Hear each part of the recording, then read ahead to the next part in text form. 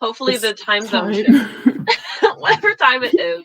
I had sent in the Discord about the time zone shift because that's not something I thought about with time zones are annoying. It's not something I thought about either. I'm just gonna go on YouTube real quick and make sure that everything is working. I like never know immediately. I'm like, is it working? Are we here? Are we not here? It just is, you know? We are here, but we're here. All right. It looks like we are live for realsies this time. Oh my goodness. Just wait a little bit, gives people some time. I had posted like the stream like a couple days ago, so hopefully people like put the notifications on and are able to show up. I think just for the Dutch people, maybe European, that's going to be a little but a little Oh my goodness. I love rereading this series so much, obviously, but I particularly like this one because I realized I never actually think about the Burning Bridge. Like, I think about practically all of the books, but never the Burning Bridge. And then I read it, and I was like, I never think about it, so it's all new for some reason. There are so many good moments in this book. So many good moments. But also, like, as I was reading, I was just thinking about what was going to happen later. And I was like, oh, I'm reading this scene. I know this scene is coming up in like 4 chapters, and I'm already excited about it because I never am. Yeah.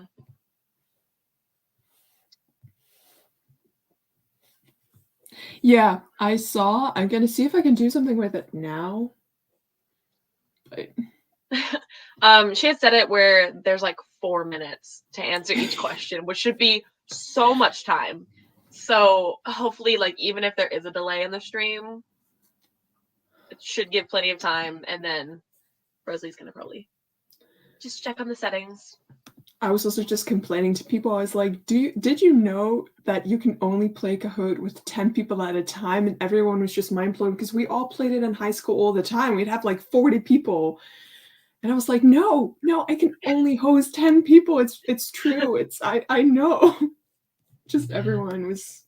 I think it's kind of fun though, having like the smaller groups. It makes it more intense. I hope everyone's doing good this morning. I'm so excited to discuss this book with y'all. Gonna wait like 5-ish more minutes just because trying to give some people time to show up, especially with the time zone situation that I did not think about at all. Especially for the people that were like, oh yeah, I'm just gonna do my laundry. You reminded me that I had laundry to do too, and then I did not in fact do it. So that's an after stream thing. I just hope I know I put the laundry in, and I know I got the settings right, but I don't know if I actually pressed play. So that's just going to be a surprise for when we're done, I guess. Oh my goodness.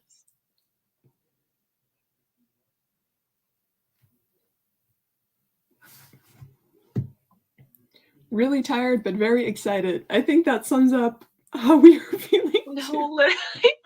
I was telling Rosalie right before the stream started, I was like, I literally just finished this book this morning because I fell asleep last night reading it. Granted, it is also my fault for starting to read it last night at like 11 p.m. But, you know...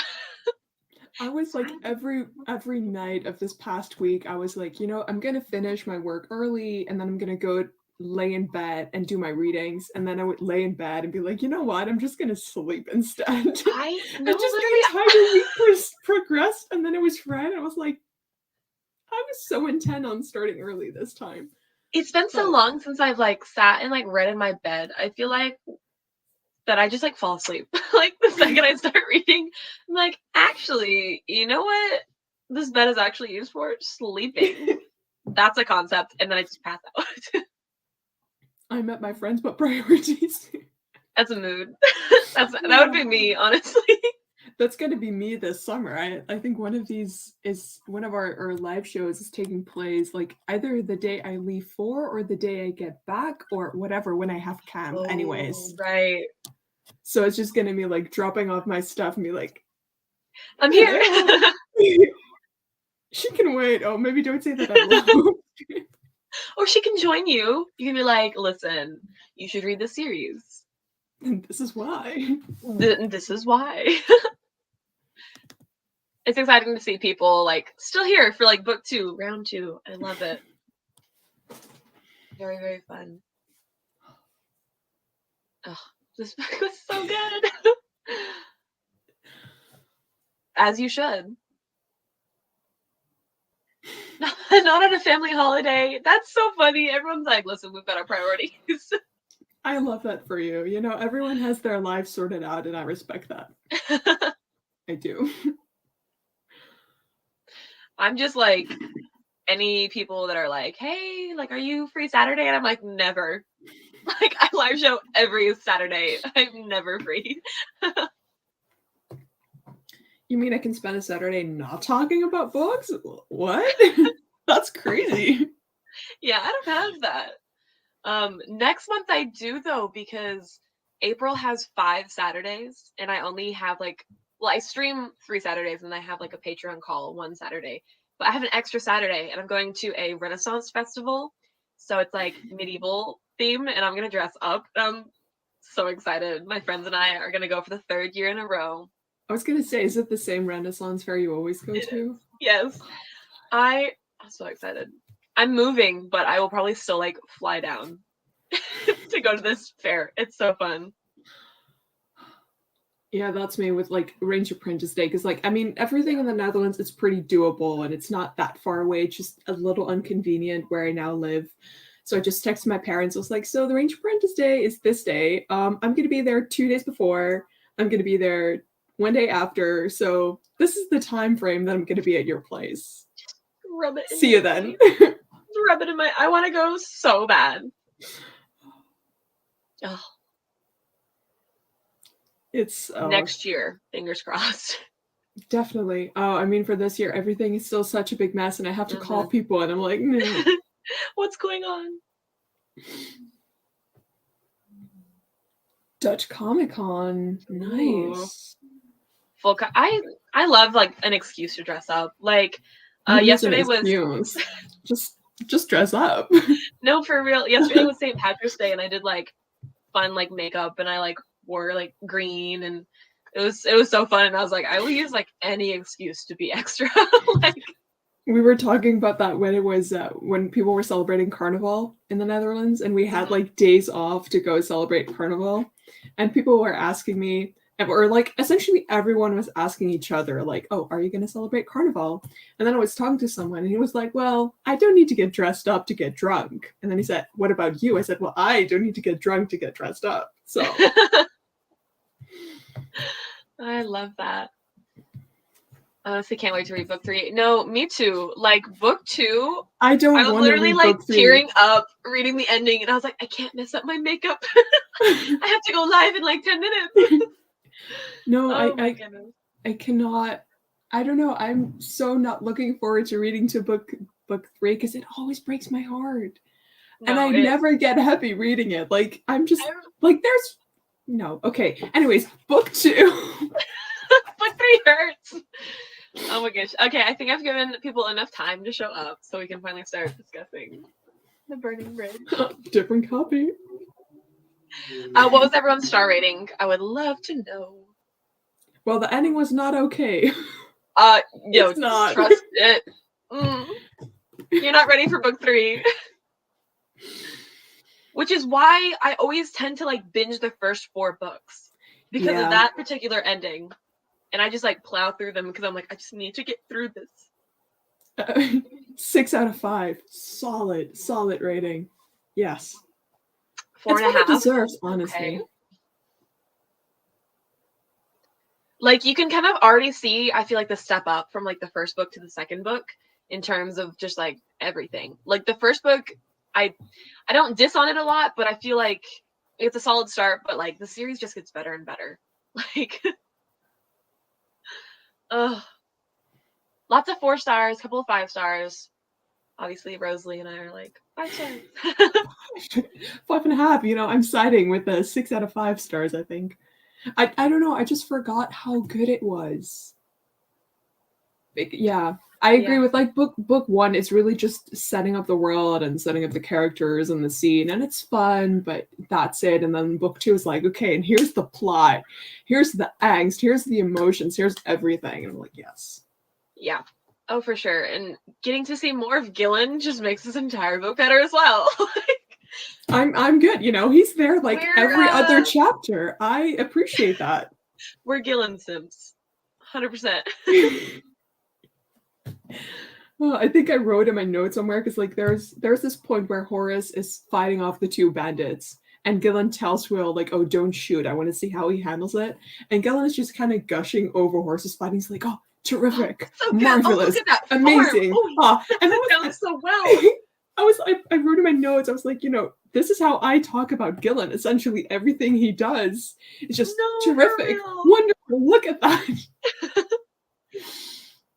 Some of my favorite moments were like almost like right in the beginning of the book. Like I think it was chapter 5 and chapter 6. It's just so funny. Chapter 5 being the conversation where they were teaching the double sword defense, and they were asking like, "What do you do if you face an axeman?" That entire like dialogue scene. No matter how many times I read this scene, and I remember like reading it in the car with my mom and like telling her the scene like years ago, and I still laugh my ass off every time I read that entire dialogue scene. I'm like, it is so funny. And then the following scene about I can never know how to pronounce the word, the bruja or the bruja. What is that? What's the word? Which is not in all the editions. I don't think everyone's read that. What? Oh my gosh. Hold on. I gotta know how to pronounce it. Phone, speak to me. Yeah, so essentially for the ones who haven't read it, there's like 3 scenes. Basically, when book 2 came out, it was like released and everything, and it was in stores, and then they sent the manuscript to the American publishers, and the American publishers were like, that's not enough halt. We want more halt. And then the Australian publishers figured that this was a good way to capitalize on things, and so they had John Flanagan write additional chapters featuring halt. And so like the American copies all have those scenes. I think it's 3 chapters, but the Dutch ones don't, the Polish ones don't, the UK copies don't, not all the Australian copies. So there's 3 chapters about Halt and Alice. Those were originally in there? What? They didn't exist. They were written only so that the American publishers would publish the book. That is insane, because that is literally like that whole sequence of events, including the moat situation, is like one of like the most iconic things that I absolutely love. Such a big meme. I think I have them. Good. I think I typed them on my Wattpad one, so I'll send a link in the Discord after the stream so that people can read it if they want. But yeah, that's not. I wanted to do trivia on it, but I was like, no, that's unfair because not everyone's going to be able to have read it. I didn't know that. Interesting. See, the Australian audiobooks don't have them. Yeah. Okay. Y'all are missing out. The Australian copy, and it doesn't have the chapters. I literally had my friend, she sent me pictures of every single page to me so that we could figure out what was new and what wasn't new. That literally reminds me about when we were fighting about book 7. Because there are like different. That is so crazy. Literally, like within my friend group in high school, that became like a big meme for us to be like, yeah, I'm about to throw you in a moat, or like stupid stuff like that. And the fact that like it wasn't originally public. Halt and Alice interactions are the best. They are. They're so good. But I think also in terms of one of the scenes that is in the book, I forgot the whole Sir Gillen scene, which was so funny. Also so good. Alice is one of the wards that we met in book 1. She's the one that kisses Will at the end of the book. Or Elise, I think is some people pronounce it. Elise, I think in Dutch most people say Alice, but then in English I just go with Alice because it's easier. Yeah. I mean, it's spelled Alyss. So I think it could go either way. Yeah, it's a German name, I think. Yeah. That's Ryan says, "Yay, America is good for once." Honestly, like, yes. In this scenario, we'll say yes. When we get to book 7, there is an example of why the American publishers are not better than the other ones. That's the true. one that we fought over. We literally, there is like an entire like change in a scene. It's like, it's not like this book where like 3 chapters just don't exist. It was a case of this entire they just rewrote it. Was entirely rewrote because Rosalie had posted some sort of trivia, and I was like, I know I'm correct. Like, do not even test me about my range as Apprentice. And I was like, you are so not correct. Like, I'm in the right, and we were It was and then we like literally sent each other the entire picture, like my picture, like the pages. I think you sent me the pictures first, and I was like, sorry, what? And I just had to literally get out of bed because it was really late for me, and I was just literally getting out of bed, trying to find the book, and being like, no. No, do not come for the Dutch audiobooks. I'm sorry. No, you cannot do that to me. I love the narrator of books 1 to 8. She is amazing. And then after book 8, you can hate on them, but not no. I think after the readathon, so however many years that takes, I really want to like listen to the audiobooks because I love consuming like series that I've reread in different like ways. So I think the audiobook would be a fun experience. So good. And how do you pronounce Evelyn or Evelyn? I say Evelyn. Evelyn? Okay, good. But that's also because that's what I say in Dutch, and like for most names I just do it the same. Like that's fair. I'll send the extra chapters just on being Discord. salty about the missing chapters. What do we think about Evelyn, a new character we've got to meet? What are our thoughts on her? I really appreciated her like a lot more. Like, do not get me wrong, love her to death. I really do. But to like really like hone down and realize like how long she survived just on her own after her entire party was murdered, especially since it said her horse went lame like 10 days ago, which means like I don't know how long it takes for a horse to get lame, but like that's at least like 2 weeks, possibly 3 weeks, just completely alone with trauma just building up in her head. Like that's insane. Also, what just breaks my heart like completely is when Duncan finds out that like his daughter died. Oh no, she didn't. Oh wait, she's with Morgrath. Oh no, she's just captured. And I'm like, no. Yeah. And it says like, oh, interesting. He also says himself like, oh, you know, I'm the king, and for the king, private matters come last. I'm like, no, you need to mourn. No, for real. But it was like kind of good that he prioritized like the kingdom since they were like literally about to go to war, and that's kind of important. But I love that Sanchez said I really thought she was going to betray them. I love that because as people who are rereading it, we don't really have theories. We know what's coming up. But that's such like an interesting point because that could totally be because she was being sketchy as hell. Like she was. And Holt just Gillen being like, are you sure? A little sketchy. No, Will and Gillen are so smart for that. I remember when I made my friend read the books, and she was reading book 2, and she literally walked up to me in the hallways in high school, and she was like, oh, Evelyn, she acts like an entitled little princess. And I was like, that's weird. Valid. Just what a coincidence. Like, solid, because that's literally what she is, which is so funny because I always forget that we actually get to figure out that she's Princess Cassandra in this book because like I always think it happens in the 3rd book for some reason, not the 2nd That's book. because Will doesn't know. Right. And so I'm always like trying not to spoil it for people, and then I was like, wait, it literally is in the 2nd book. Do you know this? Do you not know this? What? Also, having my own name in my favorite series does just fuel my ego. I'm like, that's me. Except for like, I feel like she's the character I relate to the least.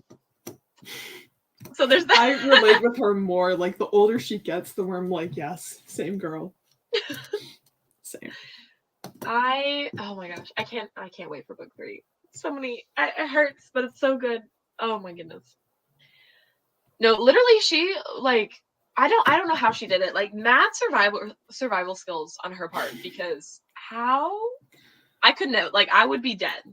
I accept that I could not survive in this universe like on my own like that. I love, like, also the my god, it's not her, like, Gillen startling Halt. And Halt's like, bro. But just also that entire scene, like, Halt just takes Gillen back to Duncan because apparently Gillen has something to say, and David is like, dude, don't be like this. And he looks at Halt and Halt's like, I don't know. I love that because David is getting so annoyed with his son because he's not making any sense, and he's just like hoping that Halt can answer for him, and Halt's like, it's your son, man. I don't know. That's your kid. Sounds like a you problem. No, and he literally was like barely dressed. That was hysterical. Oh.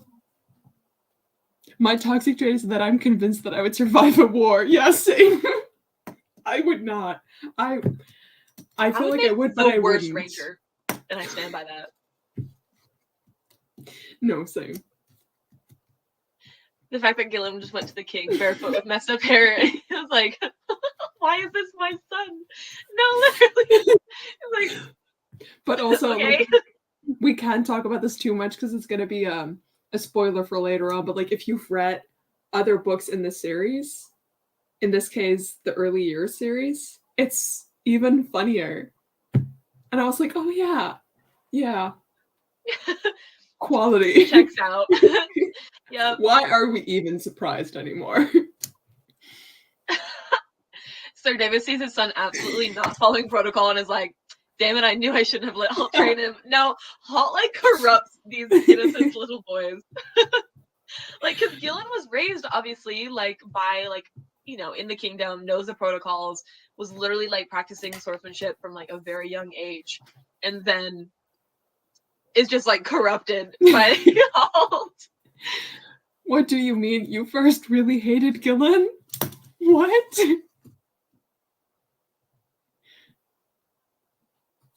I was literally being like, what? Just speechless. Oh my gosh.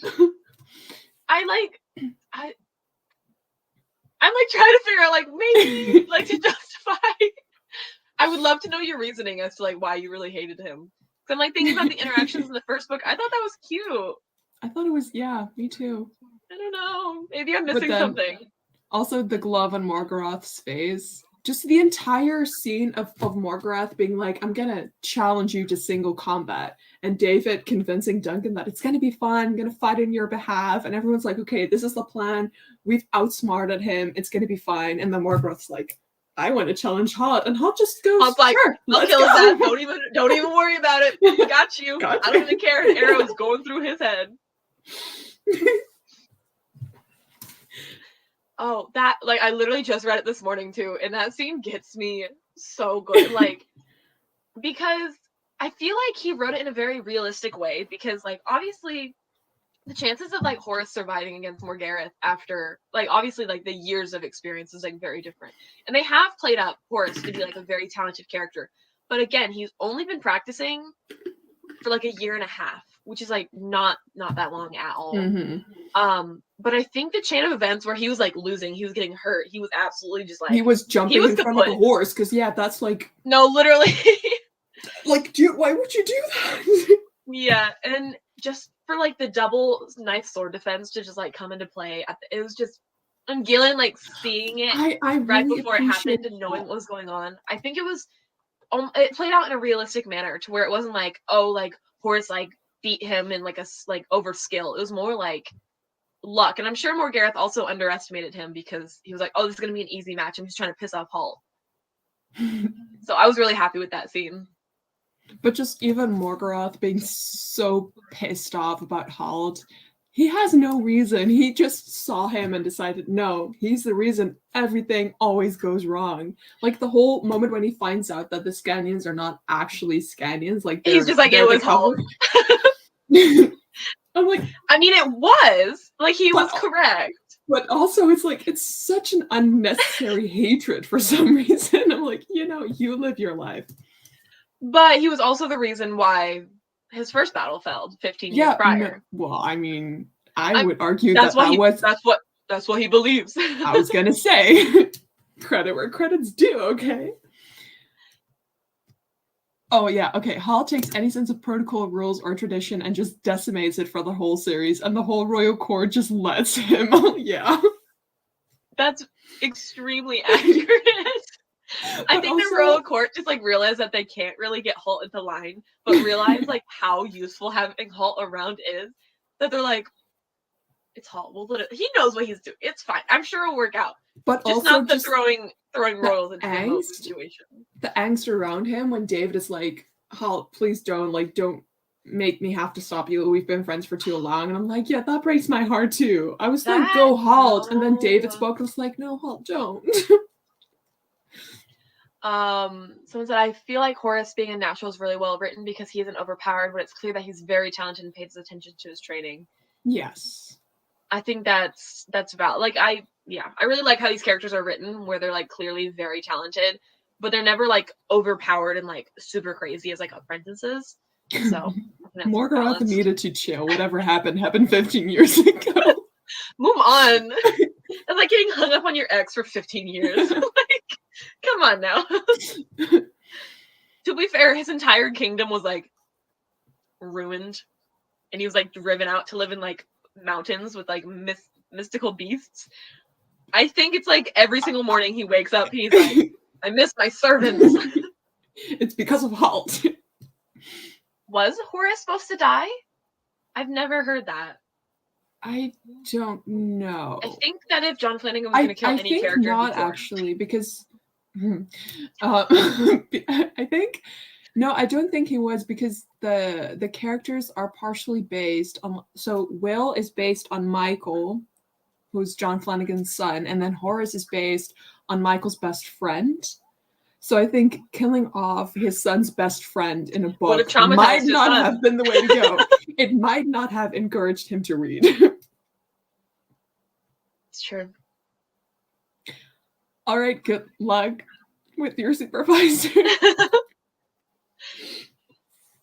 Didn't he start the war first? Yeah.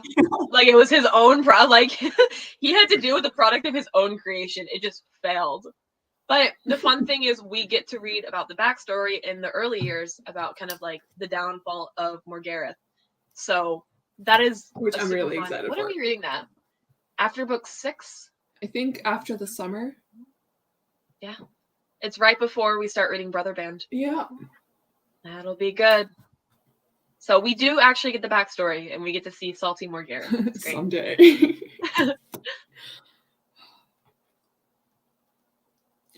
I think what I also really liked was Will's just self-doubting.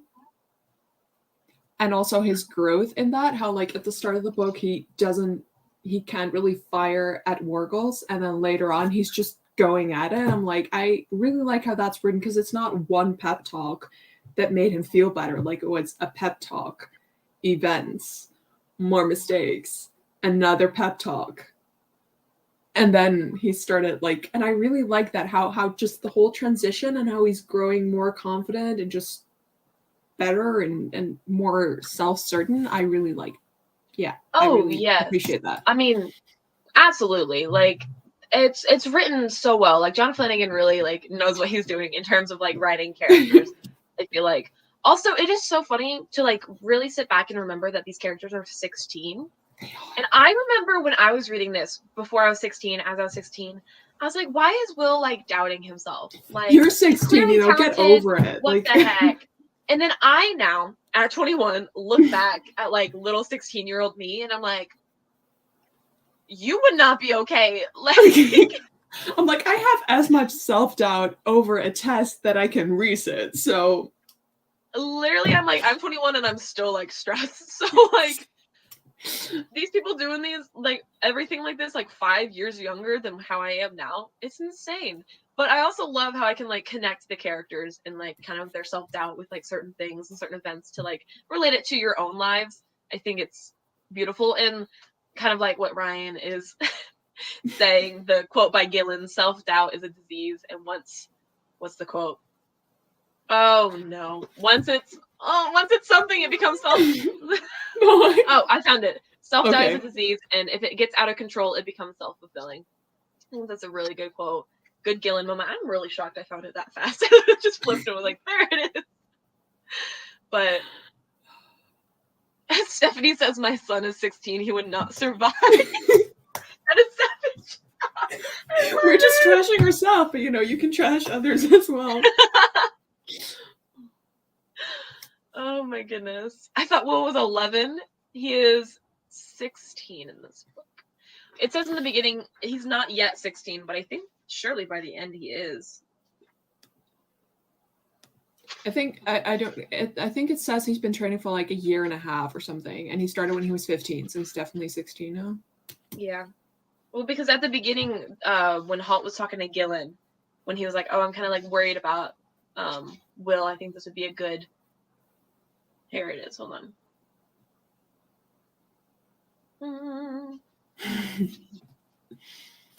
After all, he's not yet 16, but like I'm sure he's 16 by the end. He'll definitely be 16 in the Icebound. That is so sad. He's not yet 16, but that means in the beginning, he didn't have a full. Remember, he didn't have a full year of Ranger training. He got his oak leaf at 8 months. Yeah. And then they went on a couple of excursions, so I'm sure he's like 2 months away from being 16. Joy says, no, that was Harry Potter. That's funny. Yeah, and Alice is 16, and they were ward mates at in the same year. So I'm sure by the end of the events in the Burning Bridge, she is 16. So I also weird. loved at the start how Will's like he's all pretense, and Halt kind of has to smile over that because Will comes into the room and is like, "Oh, Gillen, what brings you here?" And Halt just like physically has to remove his face out of sight because he has to smile because he knows Will's been up for several minutes and has been like eavesdropping the entire time. Like, yeah. And Gillen doing the same thing when he was like pulling Will's leg with Horace about like the whole like, "Oh, you can call me sir" scene, and like Gillen actually has to like turn away. And I love moments like that where the characters are trying really hard to keep a straight face, but then they're like, "Oh, it's so good." There's so much like laughter, but also angst. I think I really appreciate that. It's a good balance of like the character's growth, but there's also like even throughout the entire series, there's so many like lighthearted, fun moments or like witty dialogue, and I think that's why I love this book and why John Flanagan is such a talented writer when it comes to books like this, where it's like teaching life lessons and it's giving you like, showing character growth, but also like still lighthearted, but still angsty at the same time. I think that's really good. Halt suggested that it would be good for Will to be traveling with people close to his age. Made me think that Gillen was a few years older, but Gillen started his training after the First War. Gillen, I remember looking at this when I was reading it, is 6 years out of his apprenticeship. So what is 16 plus 5, 21? So he's like 27? He should be around 27, I think, in this book. 26, 27. Yeah. I'm literally equal distance between Gillen's age and Will's age, and I'm feeling old. Oh my goodness. Does anyone have? I would love if y'all shared like your favorite moments or like favorite quotes or just anything that really stuck out to you, and then we will start trivia or like any last thoughts. Honestly, whatever you want to say, you can say it. And Sancha, St. Patrick's Day was fabulous. Granted, I did have to work, but it was fun. It became like a joke that like St. Patrick's Day was my favorite holiday. And so I'm like fake obsessed over it, but it kind of was fun. So I remember there was a comment in the book that made me think Gillen was 26, 27, 28-ish. I think it might have been the same line that I was talking about where he was like 6 years out of his apprenticeship. That might have been it. Because, well, that was in one of the American chapters, I think. Because when they were discussing Halt's behavior, they were like, the last time he had Apprentice was 5-6 years ago. Oh. You know what I figured would just be like a lot easier? I mean, you have to have read like the early years, but in the early years, he's 12. And we're 15 years later, which makes 27. Ooh. And I figured, that's like just the easiest way to do math. I didn't even think about that. He's so much older, but so much younger. And then I'm like, no, it's been 15 years. You're like, he's 27. I'm over here like struggling to math. And you're like, 12 plus 15, bro. It's not that hard. Speaking of Gillen's age, there's like in the book, like way at the start when we don't yet know that it's Gillen riding up to the cabin, and it's like, oh yeah, he moves like he's a youth or something like that. I'm like, that just makes it seem like Gillen is like 50. No, literally. I don't know what the exact wording was, but it literally just the way that it was phrased, it sounded like this was like a 50-year-old man moving as if he was 25, and I was like, well, he is. Well, he's literally 27, so I don't know what you're doing. Yeah, but that would have been like Gillen being out of training would have been in one of the American chapters. Yeah, it was.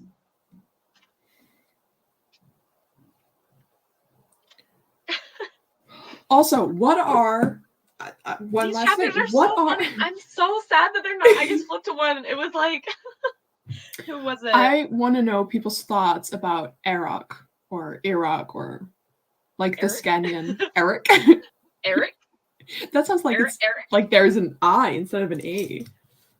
I don't know. That guy under who like the captain. No, it's Jarl. Okay, captain. I liked his sass. I love that scene where much. He's like, Eric is just like completely unimpressed. He's like, I do not care about you. No. I love his respect for like Will and Evelyn. Like, I think that's like a really cool character where he's like, okay, he is the villain in this situation, but he also like respects the art of like war and fighting. And like that's the Scandian culture. And I think it really shows through, even with the limited interactions we got in book 2. We do get to see them a little bit more, obviously, because they're on a ship. Just plus like the whole thing that he doesn't want to give Will away because he's like, I can get money for this guy. And then for Evelyn, he's like, well, am I really going to give a 16-year-old girl to the Wargles? No. Yeah. And I'm like, well, I respect that about you. He has a conscience. He's like the OG feminist, to be honest. I don't know. We can still get a little money off her. Not as much as the boy, but like a little money off her. Oh my goodness. Well, we can't know if it's the same book as Eric's Ransom, I mean, we know, but I'm not going to spoil anything. Perhaps not. What was I going to say? There's only one way to find out, and that's just you have to read the rest of the series. Oh my goodness. I don't remember what I was going to say. Oh, this book has so many scenes that would translate so well to the screen. And it like really jumped out at me in this book, especially with like Morgareth and the scene where like Evelyn and Will are behind the rocks and he's talking, like that whole like Captain Jarl scene, whatever. Solid. Also, the picture of like Will and Evelyn on the bridge as it's like burning and like they're trying to like shoot off. And it can just fade to black at some point. Oh my god, like the silhouette, can you imagine just like silhouetted in the darkness behind the Yes. Where's the TV show deal? Where is it? Where is it? Oh my goodness. All right, let's get started on the trivia. Yes? Oh my goodness. I love this book series so much. All right.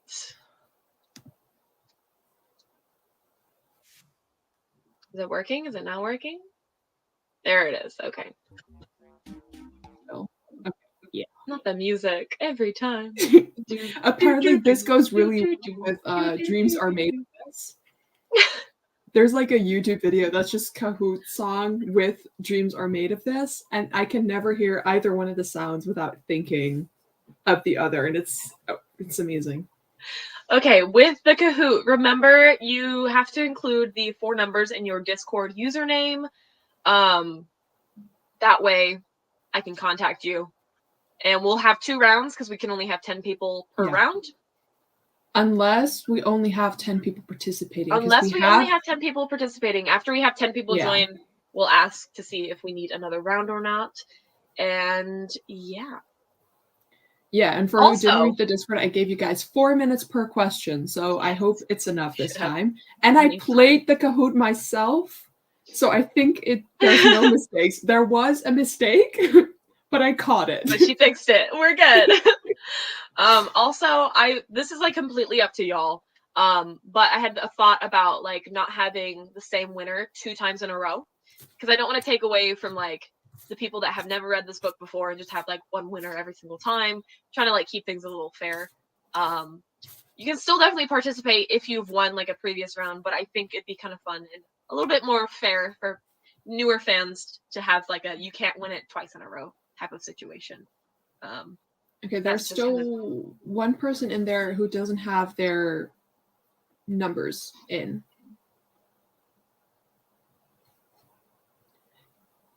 Did everyone who wanted to join?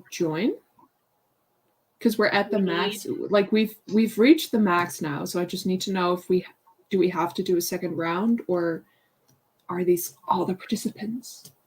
Yes, just let us know. I love just like the awkward silence of just like la la la. We're just gonna wait. I don't see anyone typing in the chat that they want to join. Yeah, I've seen people respond to what we said before, but I think everyone who wanted to join has joined. We do have one person that does not have their Discord numbers. However, since okay, good deal. Since now I have seen your username, you're good. It is the Discord number, yes. But if you end up winning, you can just type it in the chat. That way you don't have to leave and rejoin. So, just for next time. Never know what. No, you're good. I had meant to say it before I started the Kahoot. That is on me. I forgot. That is entirely my fault. No, if it's Kara, we can blame Kara. If it's Kara, just blame Kara. Kara's trying her best, okay? You're good. All right. We're just gonna do one round. So whoever wins this round wins. Oh, that made and I just worked my ass off coming up with 20 questions. Okay, no, that's fine. It's gonna be okay. Okay, let's get to the first question then. All right. At home. At home.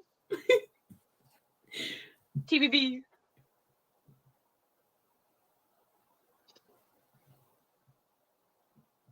What is Gillen's father's name? There is like one question, like there's one answer, like I would say it's correct, but it's not correct for this Not game. like his actual father. Oh, solid. I am proud of y'all's knowledge. Not Halt being on there. That had me cackling. I had to make it hard somehow. Okay, number two. What country does Morgareth call in for help?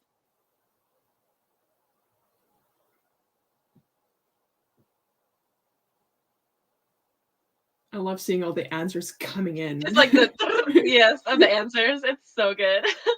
Solid. Ooh, very good. Very good.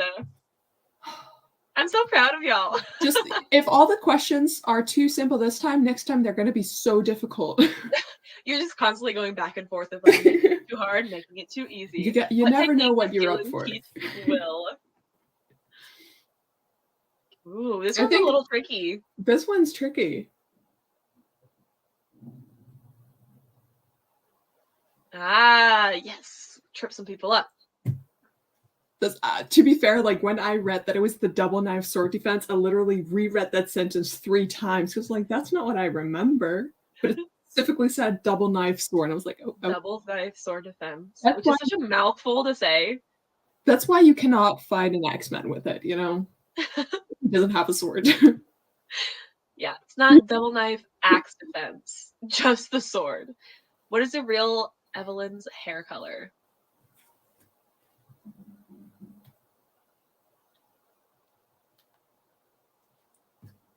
It just is, you know. Nice.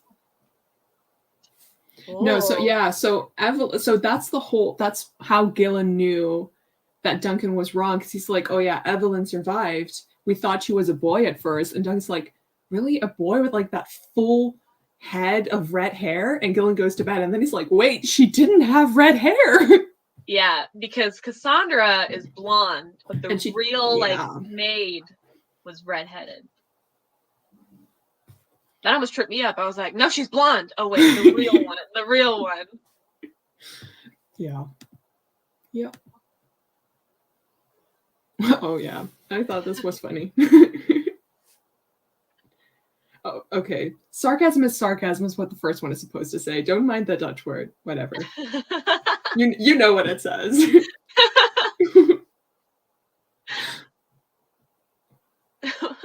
I love how everyone's like admitting that their reading comprehension isn't the greatest. He does say when it's like sarcasm isn't the lowest form of wit, it's not even a wit at all. So both of those lines are said, but the actual answer is not even a wit at all. Yeah, it's not the lowest form of wit. So it's not, okay, that's just never going to work with a phrasing. It's not the lowest form of wit. Yeah, no, that's what he says. Okay, cool. Next question.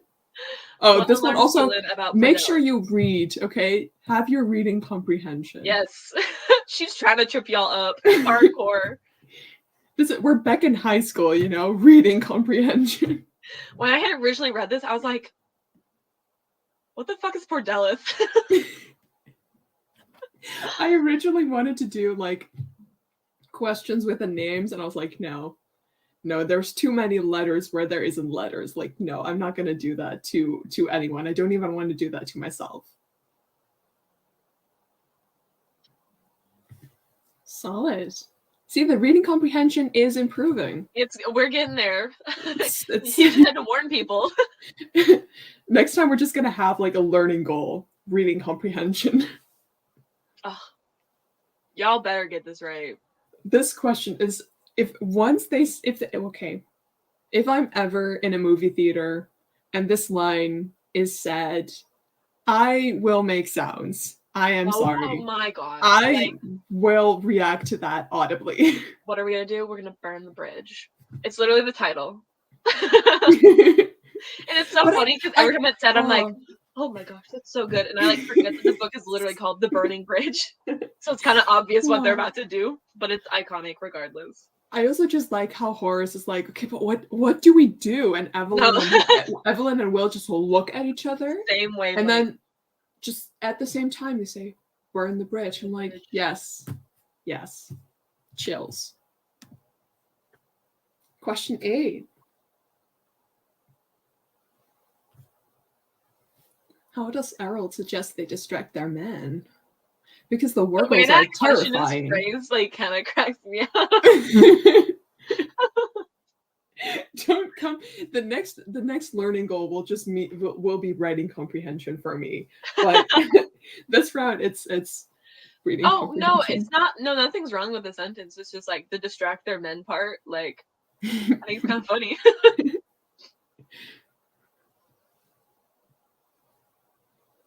We're waiting for one more answer. One more answer.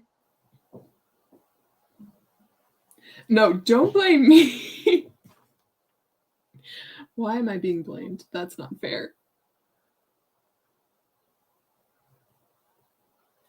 Play the pipes. Yeah, nothing like I love when, I don't remember which character, but the character that like quoted I can't even remember the character's name. Was it I don't think it was Rodney. Was it Rodney? It was like, oh, nothing like, pipes to get your blood just going in the morning.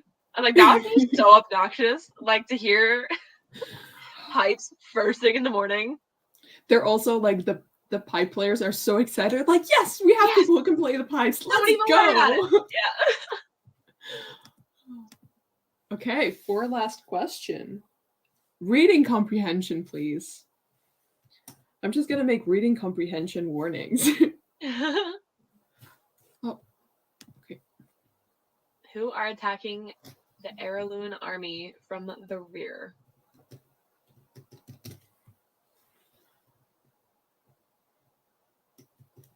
I feel like I didn't. I feel like I blinked, and then suddenly everyone had answered. I think that's kind of how it went. But also, for real, when I read this scene for the very first time, I too thought that everyone was dead and like they'd failed. And then just the way that no one considers that it's fake, and everyone's like, Halt died. they're dead. We have to rethink everything. It's gonna be fine. And then suddenly there's Gillen, and he's like, "Oh, Halt says," and everyone's like, "Halt's alive!" They're like, the whole our man. and all right, yeah. And the results. Are we done? Or is there one more? I think there's one more question. Oh, there's one more question. All righty. The last question. What's Horace's final scene? It's heartbreaking. All the final scenes are heartbreaking. It's a little tricky. Take your time. I feel like there could be a little bit of a trip up here. Or maybe not. Maybe I'm doubting y'all. To be fair, all of these scenes would be good final scenes. Yeah. Because like I like that the last scene that we see with Horace is him being in the infirmary, that we're like, okay, yeah, he's okay, he's being taken care of. But it would also be so solid, like just him stabbing Morgorath, and then we don't see anything of him again until the next book. I'm like, yeah, that could have been really solid too. I really like him in the infirmary because we get Rodney and how he's like, why did you do that? Why did you do that? And when Horace gets like, whoa, you've done enough. We're proud of you. Sit your ass down. Speaking of, I just have one request on Horace's behalf, because like when he finds out that Gillen's father is Sir David, like it's the Sir David, he's like just losing his mind. He's acting like he's in the, like it's a celebrity or whatever. Can we please tell me that Horace was in the infirmary and Gillen told his father, like, oh yeah, this guy is such a big fan of you, and David just goes to Horace and he's like, how are you? Are you okay? Please. You did so well. That's what I need. That would be so funny. I will now just think that happened. Whatever. All right, time for the results. Drum roll, please. I can turn the Kahoot music on again. No. Spare us, please. Yeah, I'm not going to try to pronounce y'all's usernames.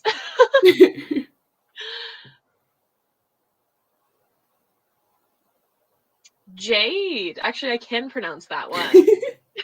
Actually, I can. Yay! I am so proud of y'all. I think these are. I can't remember the people from last time, but I'm fairly certain it's that different. They're different. I'm just gonna take a picture of the screen for I remember your username. Yeah, time when I forgot to write it down properly. So we know that your score was, but I don't remember who you were. No, literally. But we only had one round, so the winners are the winners. Congrats. I think that was solid. I think that was a good trivia. Y'all did so well. I'm very proud of y'all. And the reading comprehension improved, and I'm very proud of you guys for achieving your learning goal. No. Yeah. Okay. Oh my goodness. Well, any final thoughts before we end the stream? Do we want to read the last chapter again? We're reading the first chapter of the Icebound Land. Book 3. And it's Rosalie's turn. Thank goodness, because clearly I can't speak. Hydrating, getting ready. Are you so excited? I'm so excited. I was thinking, I think I literally thought about this yesterday, that I was like, oh no, I have to read in English because I don't speak a lot of English anymore. And I was like, okay, that's fine. If you struggle, I'll be here, but honestly, I will struggle equally. So, we're just gonna struggle every first chapter. We all remember the burning bridge. It was great. It went fine. Alrighty. Let's go reading comprehension. Yeah. First chapter of the Icebound Land, presented by Rosalie. Chapter 1. Okay, are we ready? Yeah. The wolf ship was only a few hours from Cape Shelter when the massive storm hit them. For 3 days, they'd sailed north towards Scandia through a sea that was calm as a mile pond, a fact appreciated by Will and Evelyn. This isn't too bad, Will said, as the narrow ship cut smoothly through the waters. He'd heard grim tales of people becoming violently sick on board ships at sea, but he could see nothing to worry about in this gentle, rocking motion. Evelyn nodded, a little doubtfully. She was by no means an experienced sailor, but she had been to sea before. "If this is as bad as it gets," she said. She'd noticed the worried looks that Eric, the ship's captain, was casting to the north, and the way he was urging Wolfswind rowers on to greater speed. For his part, Eric knew that this deceptively calm weather heralded a change for the worse, much worse. Dimly on the northern horizon, he could see the dark storm line forming. He knew that if they couldn't round Cape Shelter and get into the lee of the landmass in time, they would take the full force of the storm. For several minutes, he assessed speeds and distances, judging their progress against that of the onrushing clouds. "We're not going to make it," he said finally to Svengal. His second-in-command nodded agreement. "Looks that way," Svengal said philosophically. Eric was glancing keenly round the ship, making sure that there was no loose gear that needed to be secured. His eye lit on the two prisoners huddled in the bow. "Better tie those two to the mast," he said, "and we'll rig the sweep steering oar as well." Will and Evelyn watched Svengal as he made his way towards them. He had a coil of light hemp in his hand. "What now?" Will asked. "They can't think we're going to try to escape." But Svengal had stopped by the mast and was beckoning urgently to them. The two Araluen rose and moved uncertainly towards him. Will noticed that the ship's motion was becoming a little more pronounced and the wind was increasing. He staggered as he made his way to Svengal. Behind him, he heard Evelyn mutter an unladylike swear word as she stumbled and barked her shin on a bollard. Svengal drew his sax knife and cut 2 lengths of cord from the coil. "Tie yourself to the mast," he told them. "We're in for the mother of all storms any minute." "You mean we could be blown overboard?" Evelyn asked incredulously. Svengal noted that Will was tying himself to the mast with a neatly executed bowline knot. The girl was having some trouble, so Svengal took the rope, passed it around her waist, and then secured her as well. "Maybe," he replied to her question. "More likely washed overboard by the waves." He saw the boy's face go pale with fear. "You're telling us that the waves actually come on board?" Will said. Svengal darted a fierce, humorless grin at him. "Oh, yes, indeed," he said, and hurried back to assist Eric in the stern, where the captain was already rigging the massive sweep oar. Will swallowed several times. He'd assumed that a ship like this would ride over the waves like a gull. Now he was told that the waves were likely to come crashing on board. He wondered how they could possibly stay afloat if that were to happen. "Oh, God, what is that?" Evelyn said softly, pointing to the north. The thin, dark line that Eric had seen was now a roiling black mass only a quarter of a kilometer away, sweeping down on them faster than a horse could gallop. The two of them huddled close to the base of the mast, trying to wrap their arms all the way round the rough pine pole, scrabbling for a grip with their fingernails. Then the sun was blotted out as the storm hit them. The sheer force of the wind took Will's breath away. Literally. This wasn't a wind like any Will had ever known. This was a savage, living, primeval force that wrapped around him, deafening him, blinding him, punching the breath out of his lungs and preventing his taking another, smothering him as it tried to claw his grip loose. His eyes were shut tight as he struggled to breathe, holding desperately to the mast. Dimly, he heard Evelyn scream and felt her begin to slip away from him. He grabbed blindly at her, caught her hand, and dragged her back. The first massive wave struck, and the wolf ship's bow canted up at a terrifying angle. They began to rise up the face of the wave, then the ship faltered and began to slide, backwards and downwards. Svengal and Eric screamed at the rowers. Their voices were plucked away by the wind, but the crew, their backs to the storm, could see and understand their body language. They heaved on the oars, bending the oak shafts with their efforts, and the backward slide slowly eased. The ship began to claw its way up the face of the wave, rising higher and higher, moving more and more slowly, until Will was sure they must begin the terrible backward sliding motion again. Then the crest of the wave broke and thundered over them. Tons of water crashed onto the wolf ship, driving it down, rolling it far over to the right until it seemed that it would never recover. Will screamed in absolute animal terror, then had to scream cut off as freezing salt water hammered against him, breaking his grip on the mast, filling his mouth and lungs and hurling him along the deck until the fragile cord brought him to a stop, swirling this way and that until the mass of water passed over and around him. He was left flapping on the deck like a fish as the ship righted itself. Evelyn was beside him, and together they scrambled back to the mast, clinging on with renewed desperation. Then the bow pitched forward, and they went plummeting down the back of the wave into the trough, leaving their stomachs far behind and screaming with sheer terror once more. The bow sliced into the trough of the wave, splitting the sea and hurling it high above them. Once again, water cascaded over the deck of the ship, but this time it lacked the full force of the breaking wave, and the two young people managed to hold on. The water, waist deep, surged past them. Then the slender wolf ship seemed to shake itself free of the massive weight. In the rowing benches, the relief crew were already hard at work, bailing water over the side with buckets. Eric and Svengel, in the most exposed part of the ship, were also tied in place, either side of the stern sweep. This was a massive steering oar, half as big again as one of the normal oars. It was used instead of the smaller steering board at times like these. The long oar gave the helmsman great approaches so he could assist the rowers in dragging the head of the ship around. Today, it took the strength of both men to manage it. Deep in the trough between the waves, the wind seemed to have lost some of its force. Will dashed the salt from his eyes, coughed, and vomited seawater onto the deck. He met Evelyn's terrified gaze. Weakly, he felt he should do something to reassure her, but there was nothing he could say or do. He couldn't believe that the ship could withstand another wave like that. Yet another was already on the way.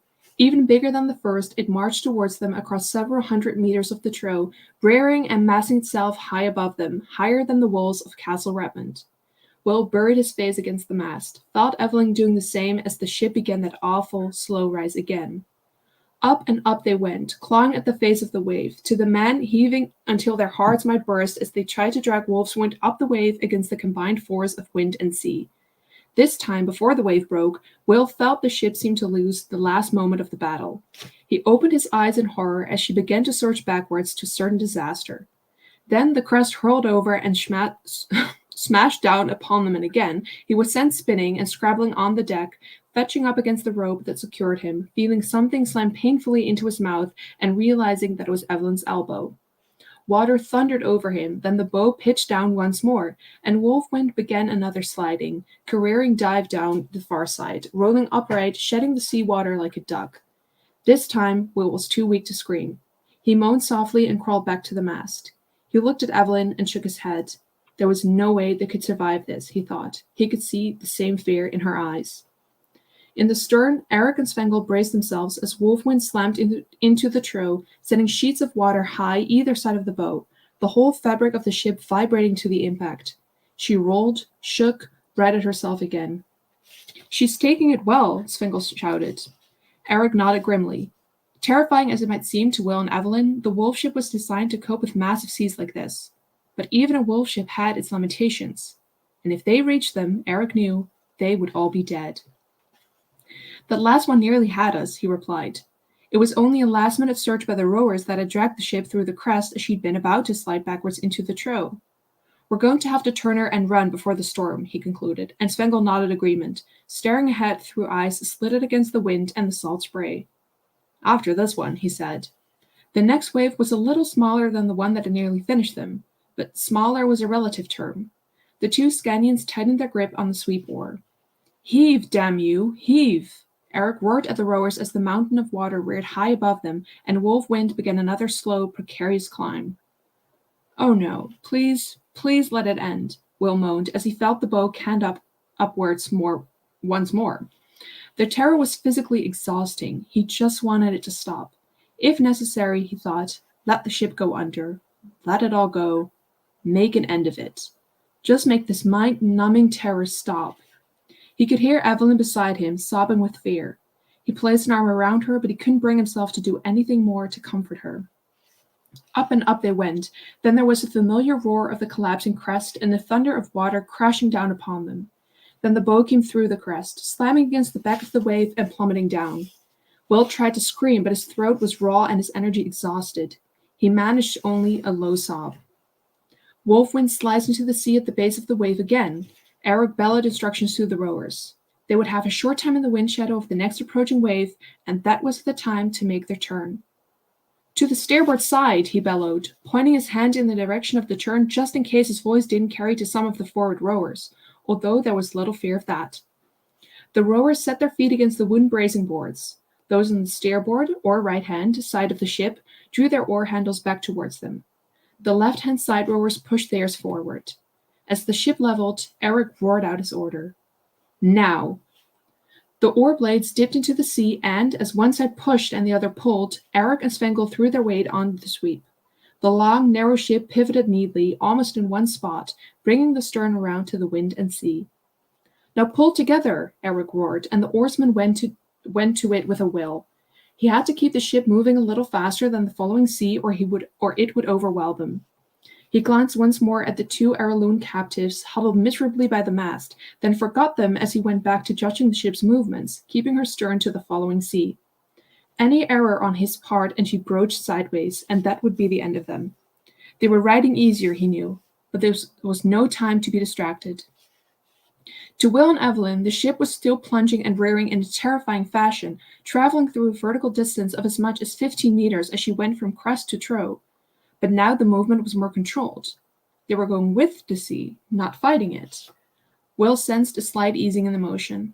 Spray and solid water still slammed over them at regular intervals, but the terrifying backsliding motion was a thing of the past.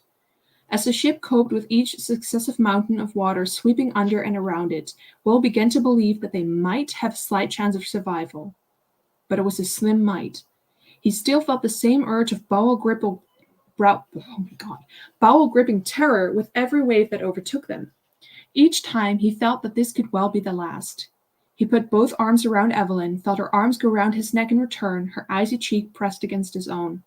And so the two young people sought and found comfort and courage from each other. Evelyn was whimpering with fear, and so was he, Will realized with some surprise, muttering meaningless words over and over, calling out to halt, to tug, to anyone who might listen and help. But as wave followed wave and Wolfwind survived, the blinding terror lessened and nervous exhaustion took its place, and, eventually, he slept.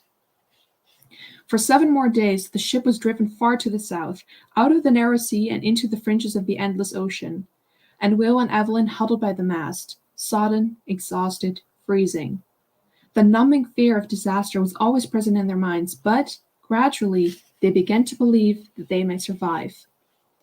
On the 8th day, the sun broke through. It was weak and watery, to be sure, but it was the sun.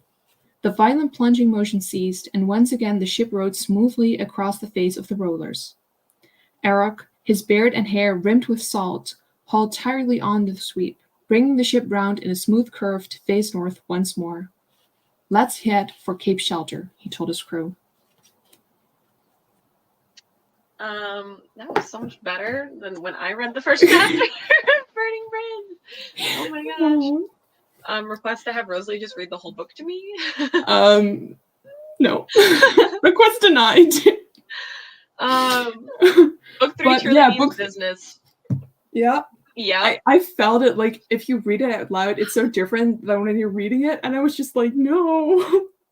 No, literally, like, goosebumps when, like, Will and Evelyn were, like, hugging each other. I was like, and when he's, like, calling baby. out to Tuck, to Hall, to anyone who might listen, I was like, same. Our poor baby.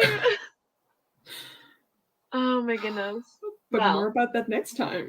But yeah. See if they make it to Cape Shelter. This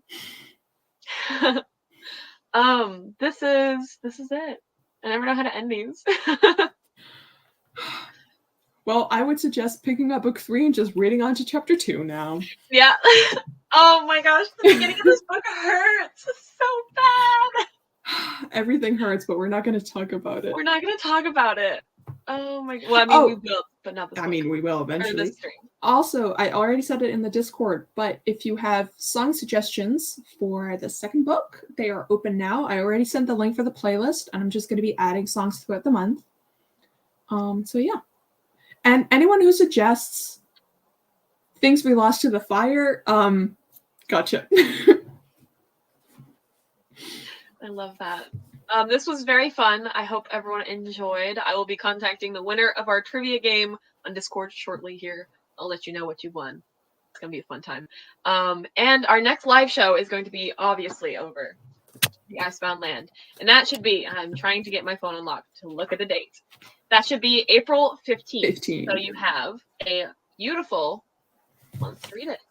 Yes. And we will check the time zones, but I'm pretty sure it's going to be at 5 again for people in the Amsterdam time zone. Yes. And I will always have the live show kind of like scheduled in advance, so you can turn on like the notification bell, where you can be notified in terms of like when it's at. So, All right. thank you Well, all. everyone enjoy their Saturday. Yes, please enjoy the rest of your Saturday, and I will see y'all at the live show for the Iceman Land. Yeah. I'm not ready.